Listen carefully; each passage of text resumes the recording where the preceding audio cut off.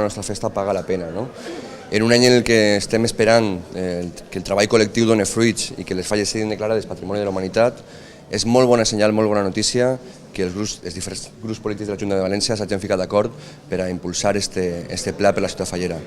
Com a portaveu de Compromís, òbviament estic molt content perquè és una de les propostes estrella del nostre programa electoral. Nosaltres apostem per reconèixer possiblement una de les primeres ciutats temàtiques d'Europa, convertir-la en un districte cultural que pugui ser d'una banda un reconeixement a la tasca que fan els artistes fallers i a tota la indústria artesanal que l'envolta. Òbviament no estem parlant només de falles, estem parlant també de decorats i de moltes altres qüestions relacionades amb aquesta artesania que fan també els artistes fallers. I d'altra banda també perquè pensem que pot ser un estímul també per a la pròpia regeneració del barri, de la ciutat fallera.